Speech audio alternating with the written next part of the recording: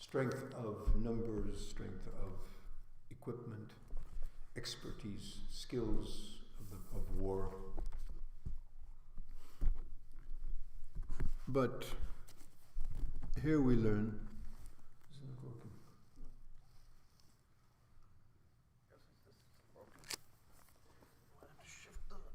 Okay, just.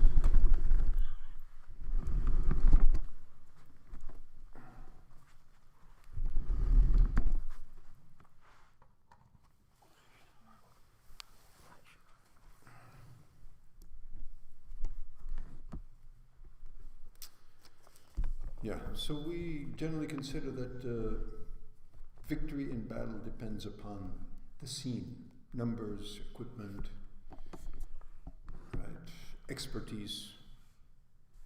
Well, these all play. It doesn't mean that we don't consider these dimensions. We do. We are also ordered to prepare whatever we have available of resources. But what is going to be the outcome of those resources, or the gathering of all those resources? The maximum is that it will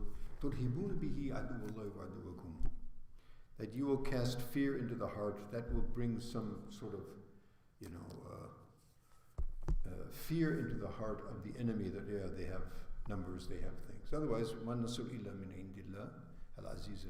there is no help except by the order of Allah subhanahu wa ta'ala. Now the Muslims have been routed, and as we mentioned yesterday, so Nabi alayhi sallam wa Rasul yadurukum fi ukhrakum, and Nabi alayhi sallam in all that confusion was calling them, and they didn't hear. And even if they could, their hearing apparatus was not working. There was such a trauma. And then ultimately, Ka'b ibn Malik radiallahu ta'ala, who was one of the Ansar, and he had a very loud and booming voice, so he started calling the Muslims.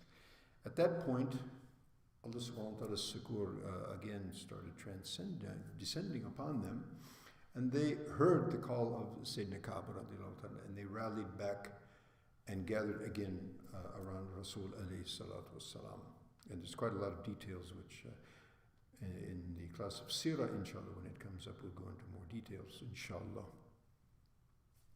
So summaries or important points that we wanted to mention today is that now, as the Muslims have now regrouped, now they've just gone through a trauma the like of which is unimaginable.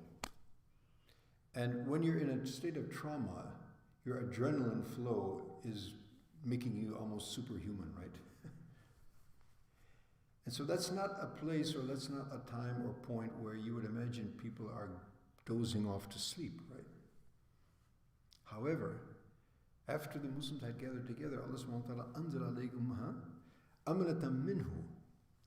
So Allah subhanahu wa ta'ala, to further bring about a security to the minds and the hearts, He sent down nu'asan. Nu'as means, that, when you're reading a book or doing something, or you're driving and you're falling off to sleep. So this nu'as came down on Sahaba. Can you imagine this? And so they're, and they're saying that they were holding their swords, and they would fall and they would drop the sword from their hand, somebody, So subhanAllah. And now in the meantime, the mushriks now who have the overhand, as I mentioned earlier, it was such a blunder, such a tactical blunder in warfare, that now your enemy is now succumbed and you have the upper hand. You finish them off, or at least you capture them and take them as prisoners. But that didn't happen. SubhanAllah. Again, Allah subhanahu wa ta'ala's mercy, of course. In the meantime, and there was many of Sahaba, 70 of Sahaba were martyred in that.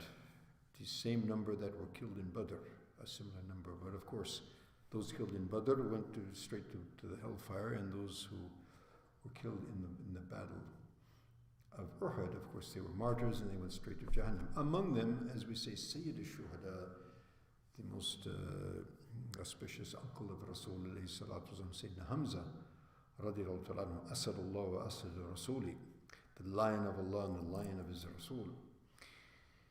And in Sirah again, we'll talk about the details of that killing and how that took place. But in any case, not only he was killed, he and others, but also they were mutilated. And Sayyidina Hamza radiallahu ta'ala anhu was mutilated in such a way that he was cut up, and then also Hind, the Hind binti Utbah, the wife of Abu Sufyan radiallahu anhuma. At that time both were not Muslims, and in fact Abu Sufyan himself was the commander-in-chief of the forces of the mushriks. So Hind had made an oath that I will chew the liver of Sayyidina Hamza, because he had killed, her brothers and father. In fact, they were killed in Uhud, and she vowed that she would take this vengeance. And so she hired Wahshi, who was a slave, and we'll talk about that more in Sirah. In any case, so that actually took place, and Sayyidina Hamza himself, the uncle of Rasulullah, was badly mutilated. At the same time, there were others as well. So now, the Muslims have regrouped, and Abu Sufyan now comes forward and calls out, Athamma Muhammad? Is Muhammad there?